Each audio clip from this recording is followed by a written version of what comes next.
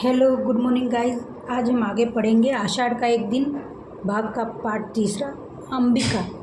रो नहीं मल्लिका, रो नहीं मल्लिका, मल्लिका मैं रो नहीं रही हूँ माँ, मेरी आँखों से जो बरस रहा है यह दुख नहीं यह सुख के है माँ। सुख। अंबिका के पक्ष में मुंह छुपा लेती है। पुनः मेघ गर्जन सुनाई देता है और वर्षा का शब्द ऊंचा हो उठ जाता है। अंक सेकंड। कुछ वर्षों के अनंतर वही प्रकोष्ठ की स्थिति में पहले से कहीं अंतर आ गया है। लिपाई कई स्थानों से उखड़ रही है।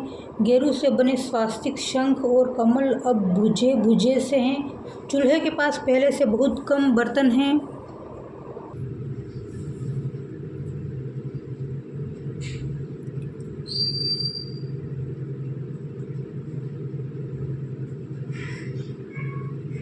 कुंभ केवल दो है और उन पर ऊपर तक काई जमी है। आसन पर कुछ भोजपत्र बिखरे हैं और कुछ रेशमी वस्त्र में बंधे हैं। आसन के निकट एक टूटा मोड़ा है जिस पर भोजन पत्र सीकर बनाया एक ग्रंथ रखा है। चूल्हे के निकट कोने में रस्सी बंधी है जिस पर कुछ वस्त्र सूखने के लिए फैलाए गए हैं। अधिकांश वस्त्र फटे हैं और उन पर जगह जगह पर टाकियाँ लगी हैं। एक टूटा मोड़ा ड्योढ़ी के द्वार के पास रखा है। चीकी एक ही है जिस पर बैठी मल्लिका खरल में औषधि पीस रही है। खरल अंदर पीछे तल्प का कोना उसी तरह दिखाई देता है। अंबिका तल्प पर लेटी है। बीच बीच में वह करवट बदल लेती है। निक्षेप बाहर से आता है। मल्लिका अपना अचूक ठीक करती है। निक्षेप अब कैसा है अंबिका का स्वास्थ्य? मल्लिका वैसे ही जोर आता है अभी। निक्षेप पहले से भी अंतर नहीं है पड़ा? मल्लिका लगता तो नहीं। निक्षेप 2 वर्ष से निरंतर एक सा जोर है। मल्लिका ठंडी सांस भरकर पीसी हुई औषधि पत्थर से कटोरों में डालने लगती है। निक्षेप मोड़ा खींचकर उसके पास आ बैठता है। वास्तव में अंबिका बहुत चिंता करती है। मल्लिका औषध भी ठीक से नहीं खाती। औषधि में दूध और शहद मिलाकर हिलाने लगती है। निक्षेप अपनी अंगुलियां उलझाए उसे देखता रहता है। निक्षेप तुम्हारा स्वास्थ्य कैसा है? मल्लिका ठीक है। निक्षेप दुबली होती जा रही हो। बहुत दिनों से राजधानी की ओर से कोई व्यक्ति नहीं आया। मल्लिका आंखें बचाते हुए अधिक व्यक्त भाव से औषधि हिलाती रहती है। कभी कभी सोचता हूँ एक बार उज्जैनी जाकर उनसे मिल आऊँ। मल्लिका क्यों? निक्षेप कई बातें करना चाहता हूँ। कई बार लगता है कि दोष मेरा ही है। मल्लिका गंभीर भाव से उसकी ओर देखती है। मल्लिका किस बात का? निक्षेप लंबी सांस लेता है। निक्षेप बात तुम जानती हो। मैंने आशा नहीं की थी कि उज्जैनी जाकर कालिदास इस तरह वहाँ के हो जाएंगे। मल्लिका और मुझे प्रसन्नता है कि वे वहाँ रहकर इतने व्यस्त हैं। यहाँ उन्होंने केवल ऋतुसंहार की रचना की थी। वहाँ उन्होंने कई नए काव्यों की रचना की। 2 वर्ष पहले जो व्यवसायी आए थे उन्होंने कुमार संभवम और मेघदूत की प्रतियां मुझे ला के दी थी। बता रहे थे कि उनके एक और बड़े काव्य की बहुत चर्चा है, परंतु उसकी प्रति उन्हें नहीं मिल पाई। निक्षेप यूँ तो सुना है उन्होंने कुछ नाटकों की रचना की है, तो उज्जैनी भी रंगशालाओं में खेले गए हैं। फिर भी? मल्लिका फिर भी क्या? निक्षेप मुझे कहते दुख होगा कि उन्हें व्यवसाय के मुंह से और भी तो कई बातें सुनी थी। मल्लिका व्यक्ति उन्नति करता है तो उसके नाम के साथ कई तरह के अपवाद जुड़ने लगते हैं। निक्षेप मैं अपवाद की बात नहीं कर रहा। उठकर टहलने लगता है। सुना यह भी तो था कि गुप्तवंश की राजदूहिता से उनका विवाह हो गया। मल्लिका तो उससे बुरा क्या है? निक्षेप एक तरह से देखो तो बुरा नहीं भी, परंतु यहाँ रहते तो उनका जो आग्रह था कि जीवन भर विवाह नहीं करेंगे तो रुक कर उसकी ओर देखता है। उस आग्रह का क्या हुआ? उन्होंने यह नहीं सोचा कि उनके इसी आग्रह की रक्षा के लिए तुमने? मल्लिका उसके प्रसंग में मेरी बात कहीं नहीं आती। मैं अनेक साधारण व्यक्तियों में ही हूँ। वे असाधारण हैं। उन्हें जीवन में असाधारण का ही साथ चाहिए था। सुना है राजदूहिता बहुत विदुषी है। निक्षेप हाँ सुना है, बहुत शास्त्र दर्शन पढ़ी हैं। मैंने कहा है न कि एक तरह से देखे तो इसमें कुछ बुरा नहीं है, परंतु दूसरी तरफ से देखने पर बहुत ग्लानि होती है। मल्लिका, इससे विपरीत मुझे अपने से ग्लानि होती है कि यह ऐसी है, मैं उसकी प्रकृति में बाधा भी बन सकती थी। आपके कहने से उन्हें जाने के लिए प्रयत्न करती तो कितनी बड़ी क्षति होती। निक्षेप, यह तो दुख है कि मेरे कहने से तुम ऐसा न करती तो आज तुम्हारे जीवन का रूप यह न होता। मल्लिका, मेरे जीवन में पहले से क्या अंतर आया है? पहले माँ काम करती थी, अब वे अस्वस्थ है तो मैं काम करती हूँ। निक्षेप, बाहर से इतना ही अंदर लगता है। मल्लिका, केवल इतना ही अंतर है? औषधि लिए उठ खड़ी होती है। माँ की औषधि दे दूँ? अभी आती हूँ। अंदर चली जाती है और अंबिका के सहारे उठाकर औषधि पिलाती है। अंबिका पीकर सिर हिलाती है। निक्षेप टहलता हुआ झरोखे के पास चला जाता है। बाहर घोड़े की टाप का शब्द सुनाई देता है जो पास आकर दूर चला जाता है। निक्षेप झरोखे से सटा देखता रहता है। अंबिका औषधि पीकर लेट जाती है। मल्लिका बाहर आ जाती है और किवाड़ के पास रुक कर अंबिका की ओर देखती है। मल्लिका,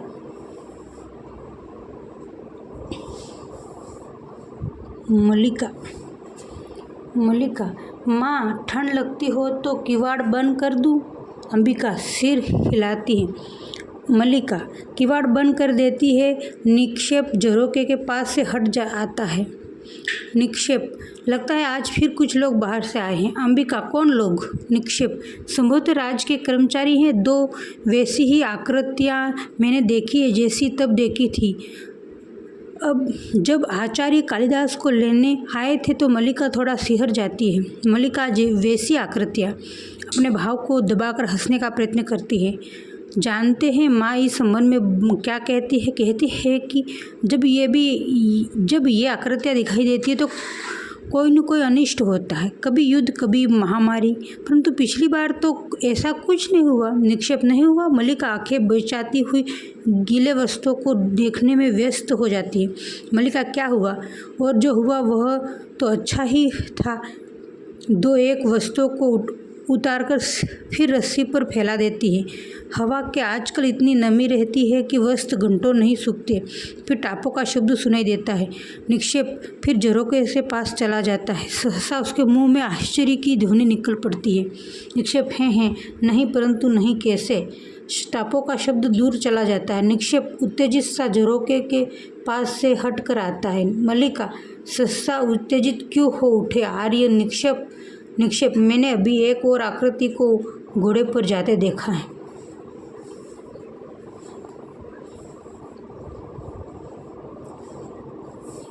मल्लिका, तो क्या हुआ? आपको भी माँ की तरह अनिष्ट की आशंका हो रही है? निक्षेप, यह एक बहुत परिचित आकृति है। मल्लिका, परिचित आकृति? निक्षेप, मुझे विश्वास है वे स्वयं कालिदास है। मल्लिका हाथ में वस्त्र को पकड़े स्तंभित सी हो रहती है। मल्लिका, कालिदास, यह कैसा संभव है? निक्षेप, मैंने अपनी आँखों से देखा है। वे घोड़ा दौड़ाते पर्वत शिखर की ओर गए हैं। इस राजसी वेशभूषा में और कोई उन्हें न पहचान पाए। निक्षेप की आंखें पहचानने में भूल नहीं कर सकती। मैं अभी जाकर देखता हूँ। राज्य कर्मचारी भी अवश्य उन्हीं के साथ आए होंगे। उसी उत्तेजना के साथ चला जाता है। मल्लिका, वे आए हैं और पर्वत शिखर की ओर गए हैं। अपनी उंगली को दांत से काटती हैं और पीड़ा का अनुभव होने पर यंत्र चालित झरोके के पास चली जाती है। ड्योढ़ी से रांगिणी और संगिनी अंदर आती है।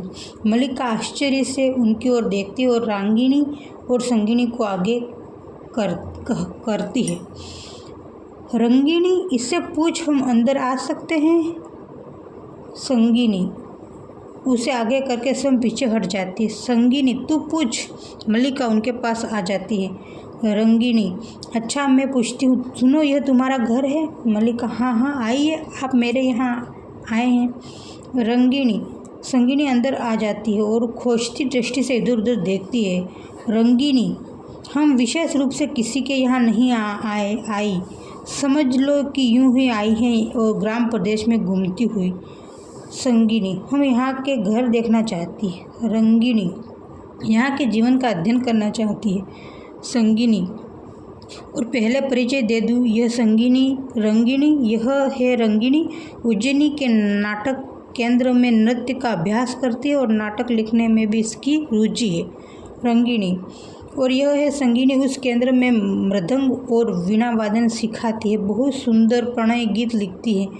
अब गद्य की ओर आ रही है। और तुम्हारा परिचय? मल्लिका कुछ भी उत्तर न देकर आश्चर्य से उसकी ओर देखती रहती है। संगिनी, तुमने अपना परिचय नहीं दिया। मल्लिका, मेरा परिचय कुछ भी नहीं है। आइए यहाँ आसन पर बैठिए।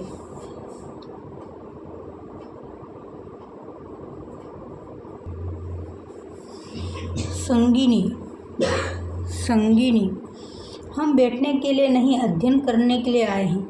इस स्थान को आप लोग क्या कहते हैं? मल्लिका, किस स्थान को? रंगिनी, इसका अभिप्राय इस सारे स्थान से है जहाँ इस समय हम हैं। उज्जैनी में हमें इस प्रकोष्ठ कहते हैं। यहाँ तुम लोग क्या कहते हो? मल्लिका, प्रकोष्ठ। रंगिनी, प्रकोष्ठ को तुम लोग भी प्रकोष्ठ कहते हो? और कुंभों के निकट जाकर एक कुंभ को छूती है, इसे मल्लिका कुंभ।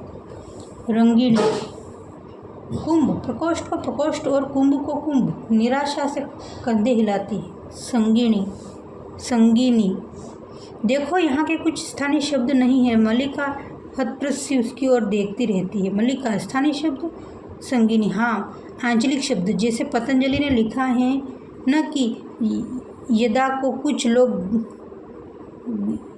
यरवा बोलते हैं और तदा को कुछ तरवा। यवा अणवस्त वाण ऋषियो वभुवु। मल्लिका, मुझे इतना ज्ञान नहीं है। संगिनी कुछ निराश सी आसन पर बैठ जाती है। रंगिनी घूमकर प्रकोष्ठ की एक एक वस्तु का निरीक्षण करती है। मल्लिका संगिनी के पास चली जाती है। संगिनी, देखो, हम कुछ ऐसी बातें जानना चाहती हैं जिससे संबंध यहाँ के और केवल यहाँ के जीवन से हो। तुम्हारे घर और वस्तु तो लगभग हमारे जैसे हैं। यहाँ के जीवन की अपनी विशेषता क्या है? मल्लिका, यहाँ के जीवन की अपनी विशेषता? पल भर झरोखे की ओर देखती रहती है। मैं नहीं जानती, हमारा जीवन हर दृष्टि से बहुत साधारण है। संगिनी, यह मैं नहीं मान सकती। इस प्रदेश में कालिदास जैसे असाधारण प्रतिभा को जन्म दिया है। यहाँ की तो प्रत्येक वस्तु असाधारण होनी चाहिए। रंगिनी, चूल्हे के आसपास की सब वस्तुओं को अच्छी तरह देखकर तथा एक बार अंदर झांककर उसके पास आ जाती है।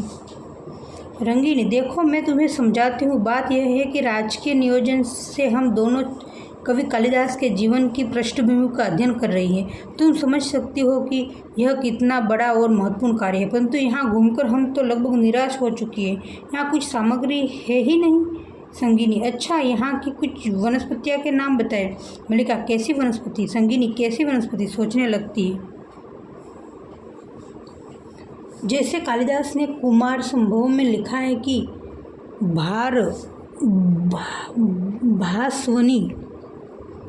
भास्वनी रत्नानि महोषधीचस। ये प्रकाश देने वाली औषधियाँ कौन सी हैं? मल्लिका, औषधियाँ प्रकाश नहीं देती। संगिनी उठ खड़ी होती है। संगिनी, औषधियाँ प्रकाश नहीं देती। तुम्हारा अभिप्राय है कि कालिदास ने जो लिखा वह झूठ है? मल्लिका, उन्होंने कुछ भी झूठ नहीं लिखा। उन्होंने तो लिखा है कि रंगिनी, रहने दो संगिनी, यहाँ के संबंध में विशेष कुछ नहीं जानती। संगिनी भी निराश से मुँह बिचकाकर उठ खड़ी होती है। संगिनी, अच्छा, तुम्हारा बहुत समय नष्ट किया, क्षमा करना। चल। रंगिनी दोनों चली जाती हैं। मल्लिका ड्योढ़ी का किवाड़ बंद कर देती है, आसन के पास जाकर नीचे बैठ जाती है और बिखरे पृष्ठों पर सिर टिका देती है। उसकी आंखें मूंद जाती हैं। मल्लिका, आज वर्षों के बाद तुम लौट कर आए हो। सोचती थी कि तुम आओगे तो उसी तरह मेघ गिरे होंगे, वैसे ही अंधेरा सा दिन होगा, वैसे ही एक बार वर्षों में भीगूंगी और तुमसे कहूँगी कि देखो मैंने तुम्हारे सब रचनाएं पढ़ी हैं। कुछ पृष्ठ हाथ में ले लेती है। उज्जैनी की ओर जाने वाले व्यवसायों से कितना कितना कहकर मैंने तुम्हारी रचनाएं मंगवाई हैं। सोचती भी तुम्हें मेघदूत की पंक्तियाँ गा कर सुनाऊंगी। पर्वत शिखर से घंटा ध्वनियों में गूंज उठेगी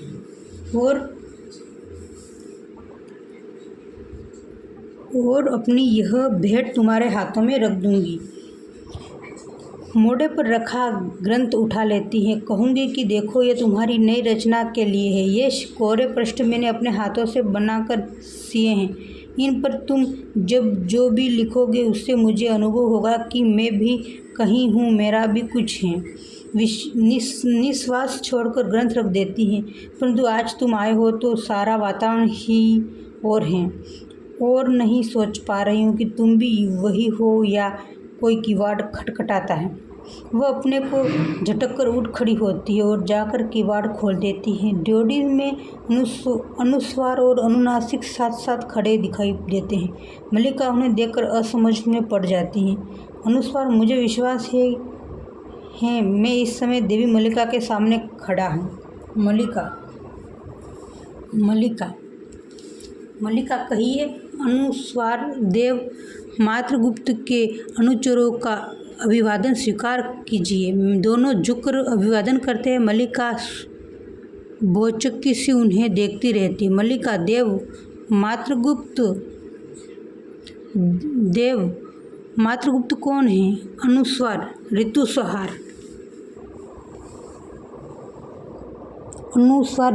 कुमार संभव मेघदूत एवं रघुवंश के प्रणेता कविंद्र, राजनीतिक निष्प्राण आचार्य तथा कश्मीर के भावी शासक देव मातृगुप्त की राजमहिषी गुप्त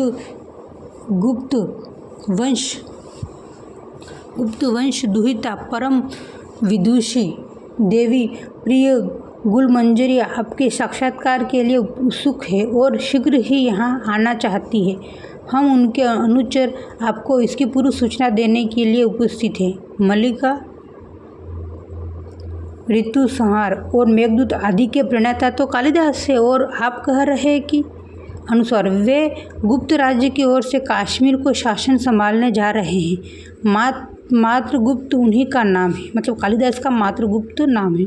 मल्लिका, वे कश्मीर का शासन संभालने जा रहे हैं और उनकी राजमहिषी मुझसे मिलने के लिए आ रही है। अनुस्वार, मुझे विश्वास है कि इस गौरवपूर्ण अवसर पर आप अपने उपदेश ग्रह के वस्तु विन्यास में कुछ परिवर्तन आवश्यक समझेंगे। इसे आपका आदेश समझते हुए हम कार्य अभी अपने हाथों में संपन्न किए देते हैं। आओ। अनुनासिक दोनों प्रकोष्ठ में आकर निरीक्षण करने की दृष्टि से सब वस्तुओं को देखने लगते हैं। मल्लिका एक और हट जाती है। अनुनासिक उस आसन के पास चला जाता है। अनुनासिक, मैं समझता हूँ कि यह आसन द्वार के निकट होना चाहिए। अनुस्वार, देवी द्वार से प्रवेश करेगी और आसन द्वार के निकट होगा। अनुनासिक, उस स्थिति में उसे उसकी वर्तमान स्थिति से 7 अंगुल दक्षिण की ओर हटा देना चाहिए। अनुस्वार, दक्षिण की ओर? नकारात्मक भाव से सिर हिलाता है। मैं समझता हूँ इसकी स्थिति 5 अंगुल उत्तर की ओर होनी चाहिए। गवाक्ष से सूर्य की किरणें सीधी इस पर पड़ती है। अनुनासिक, मैं तुम्हें सहमत नहीं हूँ। अनुस्वार, मैं तुमसे सहमत नहीं हूँ। अनुनासिक, तो विवादास्पद विषय होने से आसन को यही रहने दिया जाए। अनुनासिक, अच्छी बात है, इसे यही रहने दिया जाए और ये कुंभों के पास चला जाता है। अनुस्वार, मैं समझता हूँ एक कुंभ इस कोने में और दूसरा उस कोने में होना चाहिए। अनुनासिक, पर मैं समझता हूँ कि कुंभ यहाँ होने ही नहीं चाहिए। अनुस्वार, क्यों? अनुनासिक, क्यों? क्या कोई उत्तर नहीं? अनुस्वार, मैं तुमसे सहमत नहीं हूँ। अनुनासिक, मैं तुम्हें सहमत नहीं हूँ। अनुस्वार, तो? अनुनासिक, तो कुंभों को यही रहने दिया जाए। दोनों उधर जाते हैं जिस रस्सी पर वस्त्र सूखने के लिए फैलाए गए हैं। मल्लिका आसन के पास जाकर बिखरे पन्नों को समेटती हैं और उन्हें मोड़ पर रखकर चुपचाप अंदर चले जाती है। अनुस्वार गीले वस्त्रों को छूता है। अनुस्वार ये वस्त्र, अनुनासिक वस्त्र अभी गीले हैं इसलिए उन्हें नहीं हटाना चाहिए। अनुस्वार क्यों? अनुनासिक शास्त्रीय प्रमाण ऐसा है। अनुस्वार कौन सा प्रमाण है? अनुनासिक यह तो मुझे नहीं याद। अनुस्वार यह याद है कि ऐसा प्रमाण है। अनुनासिक हाँ। अनुनासिक तो संदिग्ध विषय। अनुस्वार हाँ तब तो अवश्य संदिग्ध विषय। अनुनासिक संदिग्ध विषय होने से वस्त्रों को भी रहने दिया जाए। अनुस्वार अच्छी बात है, वस्त्रों को भी रहने दिया जाए। अनुनासिक परंतु यह चूल्हा अवश्य यहाँ से हटा देना चाहिए। अनुस्वार चूल्हा हटाने का अर्थ होगा आसपास की सब वस्तुओं को हटाया जाए, इसके लिए बहुत समय चाहिए। अनुनासिक समय से अतिरिक्त बहुत धैर्य हो चाहिए। अनुस्वार धैर्य के अतिरिक्त बहुत परिश्रम चाहिए। अनुनासिक मैं समझता हूँ भाजनों को हाथ लगाना हमारी स्थिति के अनुकूल नहीं है। अनुस्वार मैं भी यही समझता हूँ।